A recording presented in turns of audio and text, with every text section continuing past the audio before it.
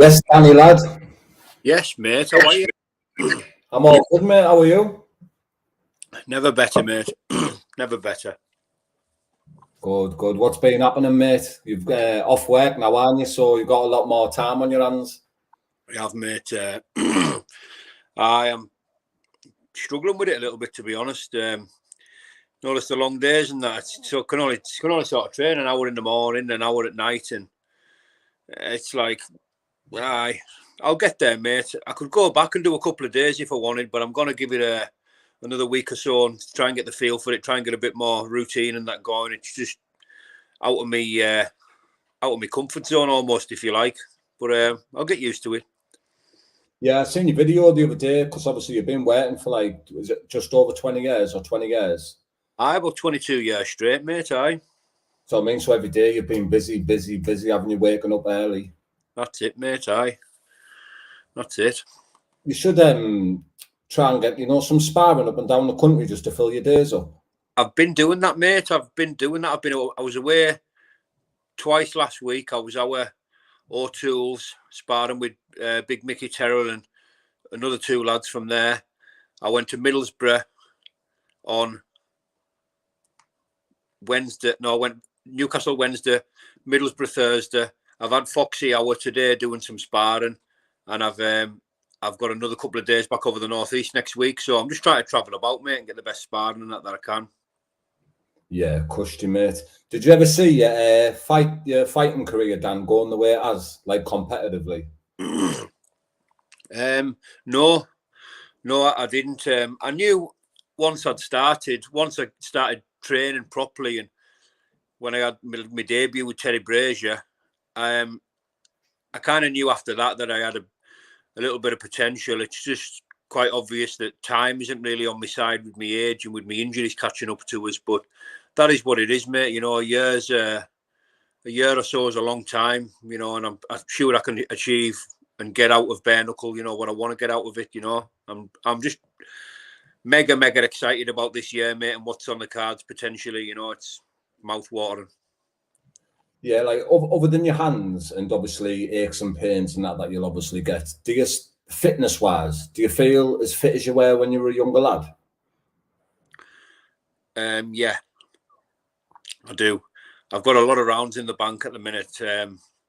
Well, see, when it's not drinking, mate, and when it's not partying no more, I've got them last two camps sort of back to back.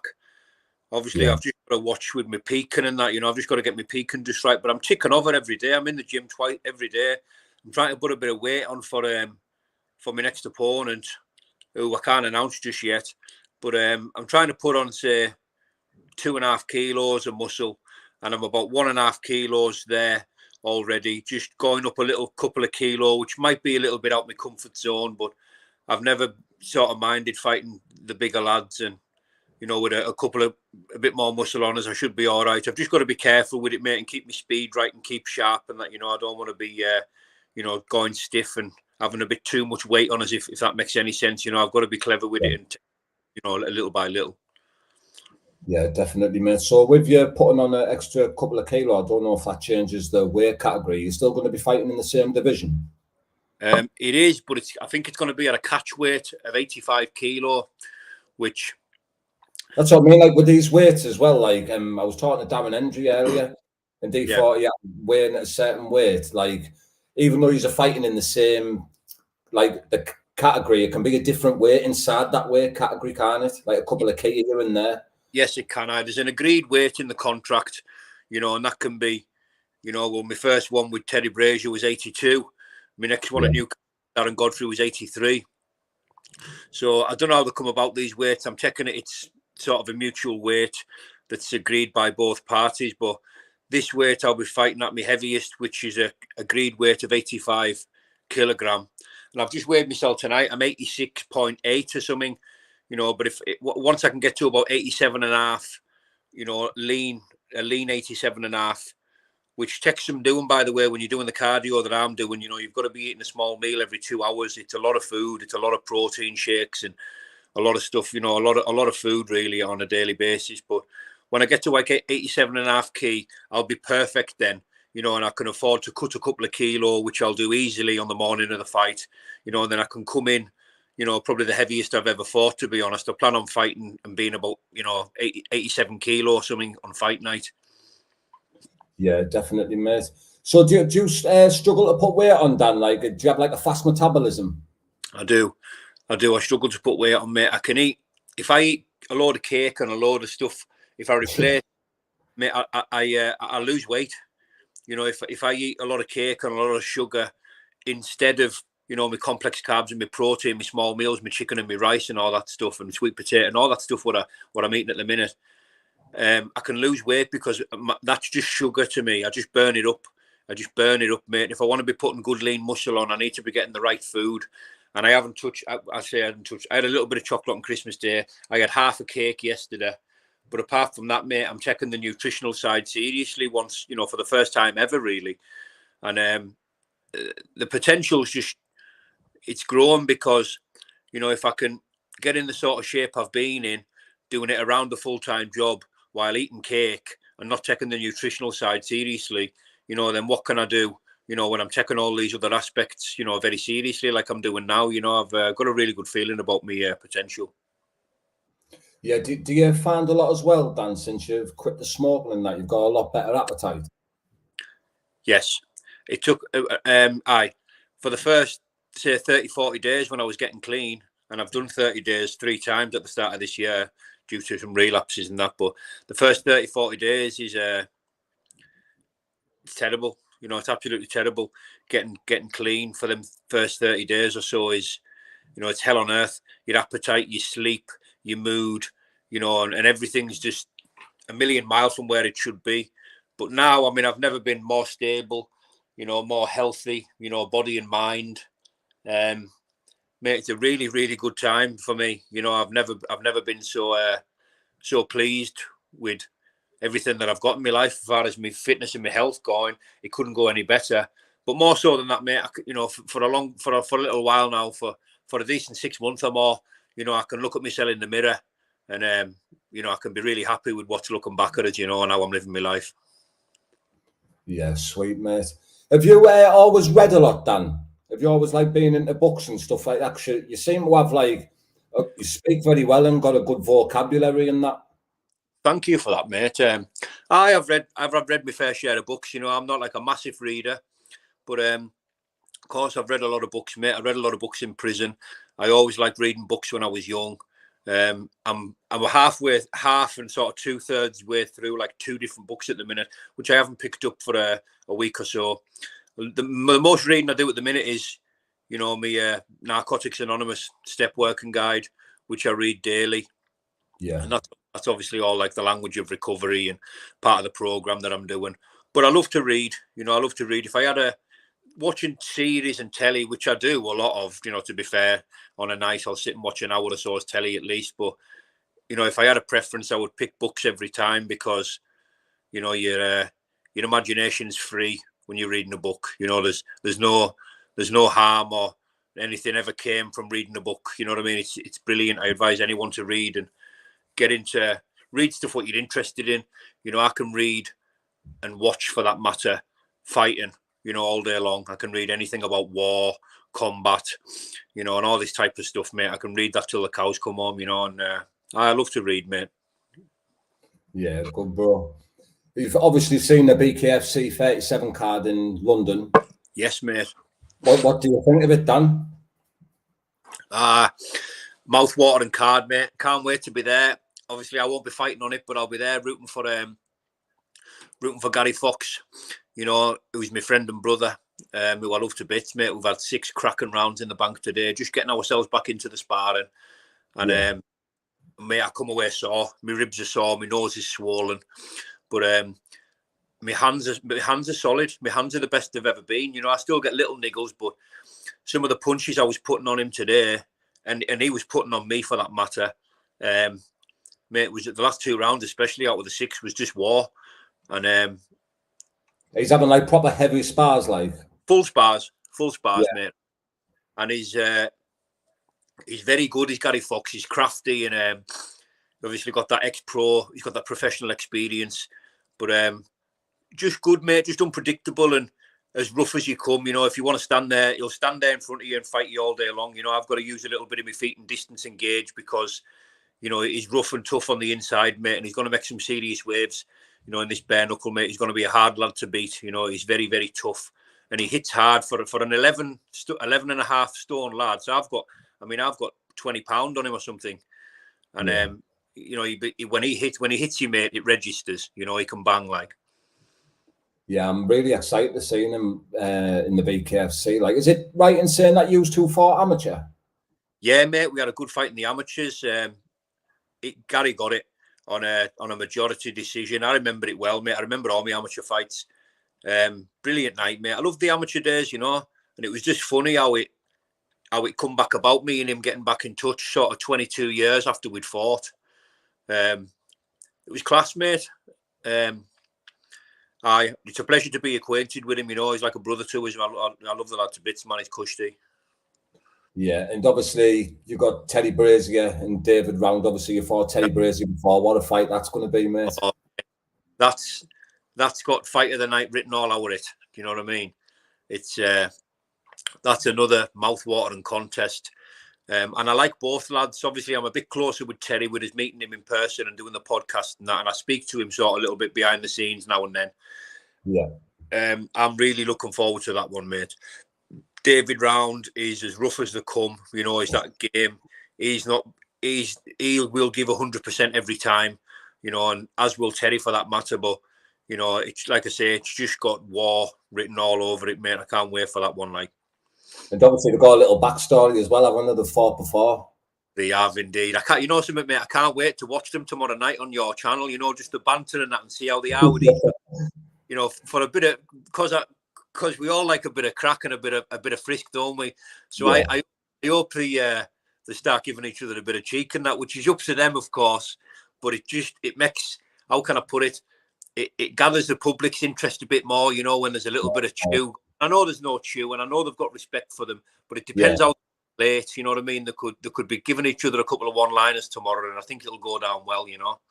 Yeah, I'm excited for that as well. Like, yeah, obviously for you as well, April can't come quick enough, I'm presuming. Aye, mate, you're right. I'm like I say, I've just got to get it just right. With plenty of time. I'm ticking over now. I mean, I could fight in the morning. I'm that sort of shape now. I could do 5 2-minute rounds bare knuckle now. You know what I mean? Not a problem. But it's just about getting it right. You know, getting the peaking right. I can be better than I've ever been. You know, with the time that I've got on my hands, with the sparring and that. You know, across the northeast and around here, what I'm getting, and you know, I've got a lot of work to do with Wayne. You know, I'm starting back with Wayne next week, and I've got plenty of holes in my game, mate. You know, and a lot of them holes are kind of hardwired when you get to my age. You know, it's hard to get rid of them bad habits. You know I lead with my face a lot of the time, and my guard isn't so tight, and I take more punches than I need to, and all that. So if we can just brush up on that stuff a little bit, that'd be nice. But whatever the outcome, mate, I'm always going to give 100%. And the way I go into fights is, you know, if they're good, you know, that fair play to them, that's their business. But I'll let them worry about what I'm going to be doing. You know what I mean? I don't so much concern myself in what they're going to be doing, you know. And however the fight goes, I'll adapt and change on the fly, and I'll go through the gears when necessary, you know. Yeah, so was this a fight that you've asked for, or was it a fight that got offered to you? It was a fight that got offered to us. All I said was I wanted the best available opponents. Yeah. No, that's all I said to the promotion. I said I want the best available opponents. You know, with us only probably having a year left, which I think is about reasonable. You know, if I can get 3 fights in this year, I'll be very happy with that. And you know, I don't plan on losing to anybody. It's not something I think about. If it does happen, however, you know, I can take it like a man. But it's just not something I think about. You know, it doesn't really cross my mind. If it happens, it happens, and I'll deal with it at the time. But you know, the way I'm feeling, the way I'm hitting, you know, the determination I've got and the desire and the fire inside at the minute, I can't see anybody beating us, you know. There'll be some good fights, don't get us wrong, there will be some good fights, but mate, I think I'll beat them all, you know, and I'm not saying that in a brash, arrogant type way, you know, but I'm very, very sad at the moment. So we're just fully confident, accepted the fight straight away type of thing. I said, brilliant, mate. Absolutely brilliant. Make the fight. I've spoke to the lad a little bit behind the scenes, just little bits. He sent us a message and I sent one back, and that's about it. No, I've got nothing but respect for the lad and what he's achieved. But we're not friends, are we? We can be as respectful as we need to be, and we can be cushy after the fight. I've got nothing bad to say about the man. I don't think he's the type to go running his mouth either. And it's just not really what I'm about, mate. I just want to get in there, and lock horns with him, and may the best man win. Yeah, and I don't know if we're allowed to say yet, but are you allowed to say the location in April? I'm not sure what we're allowed to say, mate. All I can say is it's like mid-country somewhere. I don't want to mention it and get a bollock for it. Confirmed as yet, but April. I don't even think that. I think it's the back end of April, 20 something. Not quite sure, but mate, I can't wait. And what's it like in Carlisle now, Dan? Like when you're walking about in the town and that, surely people are recognising you more and pulling you over and things. Yeah, mate, it's nice. It's nice. I've always had respect round here. I get on with everyone. Even more so now I'm clean. I don't have people, that I've got to avoid because I owe them money and stuff, and which is the case for a while. But mate, things have never been better. I never complain about anything, and as far as round here goes, I couldn't have it any better. You know what I mean? I get on with everyone. I get respect off everyone everywhere I go, and I just love the place. I love everyone in it. Well, most people, but I love the whole feel of the place. And I think up this end of the country, and I'm not just talking about Carlisle. I'm talking about West Cumbria, all the way right the way over to your way and down Teesside and all that. That sort of northern sector of the country, for me, in my opinion, the Mecca's quite different up here. I think we're tough people. We're fighting people, and no disrespect to anybody else from anywhere else in the nation, of course, but I just think the Mecca's a little bit different up here. And I can't wait to put Carlisle on the map even more. When my career goes a bit further this year. Yeah, definitely. You're already doing a great job of that, mate. In Carlisle, is there any any venues that you could maybe headline a show there one day? Perhaps, mate. Not really something I've thought about, but there's plenty of big venues and little arena types, and obviously the Carlisle United, mate. But there's plenty of places, mate. Not something I've thought about as yet, but never say never, mate. You just never know. Yeah, this BKFC now, mate, as well. It's just taken off, isn't it? Especially in the UK, because we never really had it was always American, wasn't it? But now it's going to be every other month. There's going to be a BKFC show in the UK. Yeah, it's gonna grow to epic proportions. It's gonna be enormous. Obviously, the more promotions out there is, the better. Which is better for fighters, I suppose. But I think the BKFC are going to be unrivaled. If they're not already unrivaled, they're certainly going to be the unrivaled bare knuckle platform on earth. And certainly in this country, I'm going to be able to look back, in years to come and be proud that I was a part of it when it first took off in this country. Yeah, Connor's just put in the comments there that recognition is what makes bare knuckle worth it. Getting recognised in your hometown for what you do is the best feeling. Yeah, bingo, Connor, mate. It's nice, isn't it?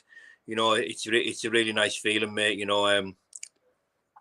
Someone said to us the other day that I was Carlisle's favourite son. Which is maybe not maybe a bit too far, but just to have things like that said to you, and to get stopped off everyone, and I get little bands coming up to us in the supermarket and that, and stuff like that, mate. I mean, it is nice. I'd be lying if I said I didn't like it, because it is a nice feeling. It's it's flattering, mate, and brilliant feeling. Have you always been a fan of the bare knuckle, Dan? Well before the BKFC, back to your unlicensed days when the BKB was kicking about. Were you always a big fan of it then? I was. I remember watching all the fights when it all was kicked off, when it was starting in, above pubs and clubs and stuff like that. When Jimmy McCrory and that was at it, and you know, and him and Jimmy McCrory and the Radford fights were, you know, there was something else, mate. And that, you see, it's a shame because those type of fights and a lot of the fights from back then, they're kind of forgotten about now. You know, they're kind of been overshadowed with what's going on now. But I mean, you look back at some of them fights that them lads were involved with, mate. There was some wars, like some serious wars, you know. And you look at some of them that were in the hay bales and that before Spartan and before all that stuff. When, mate, it was raw, it was rough. But I think back then, with it being so graphic and so violent, it kind of it attracted a lot of, shall we say, maybe dark and lost people, and that sort of reflected in the fan base. You know, it only attracted like your criminal, you know, kind of esque types. You see, now it's going mainstream. You know, you've got all kinds of, you've got like the teenage crowd and that's liking it. You've got like women and, you know, like people's mothers and fathers and that are watching it. You're getting all that crossover. You're getting people who've never been interested in bare knuckle before. They've always watched tennis or football or whatever. All this crossover starting to happen where they're drawing in fans and watchers and followers from all different sports. So it's just a brilliant time to be part of it, mate. Brilliant. Yeah, because I remember years ago, like, for example, they were happening in Dave Courtney's garden, and that went like, there's nothing against Dave Courtney, but he's known as a gangster, isn't he? Yeah, well, that's it, mate. You know, exactly. You know, it was that sort of crowd and those sort of venues, because no one else would really look at them. You know, it was seen by, you know, any sort of sporting authorities as a kind of dark, you know, sport that was probably more frowned on than anything else. But now, you know, all the sanctioning and all the promotion and all the money that's getting, the millions and millions that's getting pumped into it, you know, you're talking about, you know, a promotion that's up there. You know, it's up. The BKFC is up there with any other sport and promotion. You know, it's got the recognition of Sky Sports. I'm not saying it's as big. I'm not saying that they do the same numbers, but I'm saying it's up there with it. It's competing with it. You know, as far as popularity and that goes. You know, definitely. Yeah, and it's like Newcastle and Wembley and obviously all the other shows at the BKFC. It's like a proper professional boxing show, and like the way the health and safety is, how strict everything is, people with access, the doctors who are waiting ringside and people to stitch you up. Yeah, mate, that getting stitched up on the job, you know, is brilliant. You can't beat that. You know, you're getting the aftercare in an immediate fashion. You know, you're not even allowed to take your strip off. If you were bleeding, you're out that ring and you're straight to the medical room for a full medical. You know, to give you concussion tests and to stitch you up there, and then it's you know, the aftercare is brilliant. The whole setup, mate, from top to bottom is, you know, the whole thing just oozes professionalism. You know, and I'm buzzing for the lads again. They're going to be fighting down London. I'm going to be there rooting on all my pals. You know, I'll be behind Conatini and I'll be behind Gary Fox, of course. And it's like, I'm buzzing for them lads, because especially, you know, Gary Fox, especially because the Yank shows, you know, the numbered shows, the BKFC, you know, that's the Americans coming over, you know, and you're getting like the elite promotion. You know, you've seen what it was like in Wembley, mate. You know, that's what you're getting. You know what I mean? And what a feeling, what an experience to be part of those shows on that magnitude. And especially with it being like the numbered American show, you're getting all the eyes from over the pond. You know what I mean? It's getting focus from all over the world. It's just a massive platform, mate. And like I've said many times, you know, it's just flattering, mate, and an honour to be a part of it, you know. Yeah, it must be a lot more easing for a fighter like yourself as well, going into the ring, knowing you've got the aftercare. As I know, when you'd fought on unlicensed shows and that before, and many unlicensed shows up and down the country, they don't even have a set of scales, do they? No, mate, they don't. I had 11 unlicensed fights and I never weighed in for one of them. You know, and if you got your eyebrow took off by somebody's elbow by accident or something, I mean, you're making your own way to the hospital. You know, once you've got your envelope and you've been paid, mate, you know, they're not bothered. So that's it's just like I said, the professionalism is just getting elevated more and more all the time, and You know, mate, they're going to take over. You know what I mean? They're going to take over. I'd love to know where it's going to be, you know, in a couple of years' time. I won't be part of it by that time. But look at the likes of Conatini. Conatini's got age on his side. You know what I mean? He's what I'd give to be his age again. You know, with what he's got in front of him.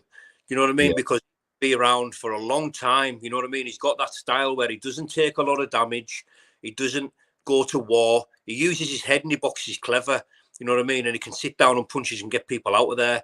You know, like, where's it going to be in another couple of years' time? You know, it's exciting times, you know, for all these young'uns and that. Listen, it's exciting times for me, but more so it's exciting times for the promotion because, like I say, they're just gonna boom into like a, you know, global takeover, mate. That's what's coming. Yeah, even for the fans, mate, like myself, like waiting fucking anxiously to find out the lineups for the fight and who's fighting who, what dates. You know what I mean? It's proper exciting, mate, because it's this bare knuckle's different, mate. It's a proper fucking fight, innit? Of course it is, mate. Especially the format that the BKFC have got with all that hitting and holding and, you know, the clinching and that, all that stuff. It makes it more exciting for the fans and more exciting for the fighters, even, really, you know, because you're in more of a ruck, you know. The boxing background is a massive advantage for anybody, but when you're in that clinch and that, you know, it can take your skills away. And if you don't know how to get out of the clinch, you're going to have to fight in the clinch, mate. You better have done your training on it, like, you know, you're going to be, you know, you could well be exposed in there. But the whole format's just, mate, it's just gangster, you know. You know, it's about as gangster as fighting formats get. You know what I mean? It's brilliant, mate. It's raw. It's exciting. Like, is there any pros that you see in the UK who've like maybe just come out with a career out where you think you'd like to see them turn over to represent the UK in the bare knuckle? Good question, that, mate. You know, I can't think of any offhand. The main one I would say to you is Gary Fox, you know, not only because he's my friend and brother, but he's got that rough and ready style. And, you know, there's a fight of him there on YouTube, but he's had, you know, plenty more meetups in car parks and, you know, fields and all that stuff, fighting with rough lads from all over. And, you know, so he's got that kind of experience anyway. I can't wait to see what he's going to bring to the table, which I'm sure he's going to be plenty. But I think it's a good thing for any ex-pros. You know, there is a lot of young lads in it, but it does seem to be more, how can I put it, when these pros are sort of finished in the pro career, you see a lot of them turning over because the average age is, you know, it's a bit higher than it is in the pro ranked boxing. You know, you get people who's a little bit older on the back end of the career and they can come into bare knuckle and they can make a decent living, you know, especially with the BKFC who are paying well, you know. And if you're gonna be like a decent ticket seller, you know, you're gonna be making wages, mate, you know. And it's a brilliant opportunity for anyone, and absolutely anyone, you know, coming out of the pro game, or anyone for that matter who can fight in bare knuckle. You know what I mean? I can see them before long. You know, any decent fighter that's already in bare knuckle and perhaps attached to another platform, I can see the BKFC swallowing them all up and taking them all, you know, and everyone's going to be, you know, left with the crumbs as far as skilled fighters goes, because I can see the BKFC just taking them all, mate, to be honest. Yeah, it's really exciting, mate. I want to see how Austin Trout and Jamie Cox and that do. So I think it's going to be really exciting to see them in the bare knuckle. Big time, mate. Jamie, I've got a lot of respect for Jamie Cox. I'd love to see what he can do. You know, I really wanted him to be on that card at Wembley for whatever reason. I think his opponent pulled out, or was he perhaps injured for whatever reason? But he's got the style for it, mate, because he's a boxer puncher. You know, he's a boxer puncher. He's a southpaw. He's slick. He's got good movement, good centre of gravity, good everything, really. You know, he's good in all areas. You know, and he will take some beating. You know, it's going to have to be one incredible fighter to stand with him, you know, and an even better one to beat him. You know, and offhand, I can't think of any out there that will beat Jamie Cox. In my opinion, I think Jamie Cox probably beats them all at his weight, but that's just my opinion. Yeah, he was some boy. Like, even in the boxing, I followed him back in the amateurs, mate, when he won the Commonwealth Games and that. You know what I mean? He's always been a big name in boxing, hasn't he? He has, mate. He's class, pure class. There's meant to have been a rumour that I seen it on a podcast anyway. What's his name? He had a brother, Travis Dickinson, John Lewis Dickinson's brother. He was going to be turning over. I think he'd do well in the BKFC as well. I think he already fought anyway, didn't he, in BKB? Oh, did he? Yeah, he's already had a bare-knuckle fight, I think. I remember him from the gloved, but like I say, mate, the opportunities now, and you just have to look. You know, if you've been a sort of mid-level pro, you know, mate, you're going to be earning better money in the BKFC, especially after a couple of wins. And not only that, look at the production. You know, like look at that. What at Wembley. Look what the show is going to be like in London. Even the BKFC UK shows are extremely good. They're very well put together. You know, and you're getting a better production as for you'd be attached to a better production and a better promotion for your BKFC debut than you ever were probably in your best mid-level pro fight. You know, there's just, like I said, the money that's gone into it's just, you know, far more than your average show at York Hall. You know, and York Hall's a brilliant venue, and I'm not putting it down. I'm not putting any professionals down whatsoever. But this is, you know, the levels are getting elevated, you know, above and beyond anything of what you'll see, you know, in mid-level professional boxing. Far more. Yeah, and with obviously the BKFC, with it just being fairly new compared to boxing, you've got a lot more chance. Like you could be fighting 20 to 30 fights if you haven't got a good promoter behind you, a good ticket seller to even fight for the world title. Where in the BKFC, you could have 4 or 5 fights and be straight in for the title. Exactly, mate. Exactly, you know. And it's like, it's better. It's like a league. You know, it's like a league. You know, there's only one champion, one belt. You know, it's not like you see in boxing. It's all monopolized with all these different world titles, and you can go down this route or the IBF route or the WBC route. This is like a league. You know, you keep winning, and you will get a shot at the title. You know, it's just how it works with these lot. Yeah, like have you ever I forgot the word for it, like manifested in your head that you're gonna be fighting for a world title one day in the BKFC? I do a lot of visualization and that, mate, you know, and like I say, I just can't, with the skill set that I've got, the heart I've got, and everything that I mentioned before, you know, I can't see myself losing a fight. You know, never say never. You know, everyone's only one punch away from getting starched. And if that happens, you know, what will be, will be. You know, all that stuff's out my hands. All I can do is turn up and give 110% in every fight, you know. And like I say, I think I'll beat them all. Lorenzo Hunt, man, just look how much of an animal he is.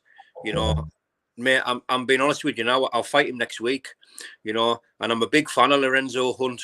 You know, he's a savage, and he's got that character, that kind of, you know, how can I put it? He's like, he adopts the role really well. You know, outside of the ring as well. But mate, there's no one out there in my division that I wouldn't love to fight. You know, the best of the best lads I would love to fight. I'd love to know, you know, I would get on. I'd love to get in there and give Lorenzo Hunt 110% and see where it got us, mate. It's just exciting times. And like I say, when it's wrapped up for me, it's going to be wrapped up. You know, how can I put it? There's a lot of people. Is it just because of your age, though, that you're thinking that you should wrap up? Or is it literally just because of your hands and that? Both, you know. We'll see how it goes, mate. You know, the plan at the minute is to get out by next Christmas, even if I'm fighting in December. That's the plan, you know, because I don't want to be a stepping stone for anybody. You know, I want to continue. I want to rise and rise. That's my approach to it. You know, I have to keep winning, I'm training to win every time. You know, I'm not going to be someone who, like, you know, these people out the promotions find an opponent for me. You know, I don't want to be somebody else's opponent. Do you know what I mean? I'm best fight for myself. I'm trying to capitalize and maximize on my earnings and my potential right now. You know, so of course I would fight the champions, and of course I would go anywhere and fight anyone. But you know, I've got to keep it real. You know, I've got to keep it as real as I can, and that's just concentrating on one opponent at a time, one camp at a time. You know. And when I'm in there, it's one punch at a time, one round at a time. You know, I don't like to look too far down the line. You know, I concentrate on what's in front of us. And, you know, I think I'll deal with what's in front of us every time, but time will tell. Of course, mate.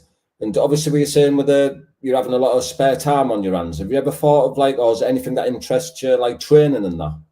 Training other people? Yeah, mate. What I want to do is I want to be attached to one of the amateur clubs.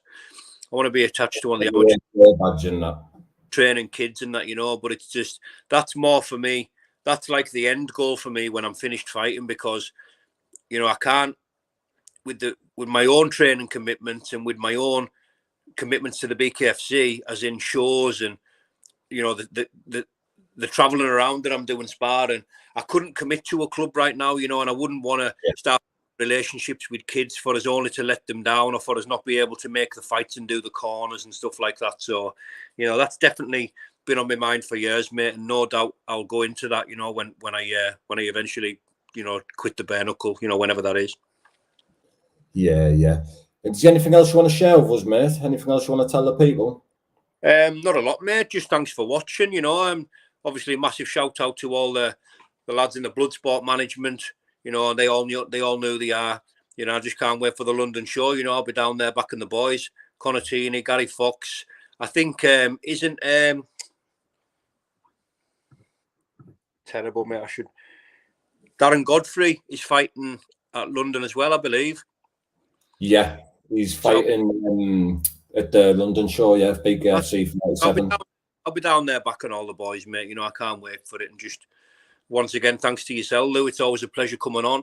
I'm gonna knock myself a last bit of chicken and rice up, mate, and get my head down. Yeah, well, I really appreciate you coming on, Dan, as always, and we'll stay in touch, brother. Anytime, brother. Bye for now. See you later, Dan. See you later, brother. Bye. Ta-ra, mate. Yes, people, respect everyone for jumping in there. It's much appreciated. If you look in the description, for the people who aren't following Danny, but I'm guessing all he is are, his YouTube and his Instagram links are there. If you want to head over there and give him a follow on his journey in the bare knuckle. Respect everyone in the comments. It's much appreciated. If you haven't subscribed to the channel as well, people, if you could do that now, it would be massively appreciated. And we're also Diffuse UK on Instagram. Respect, people. Good night. God bless.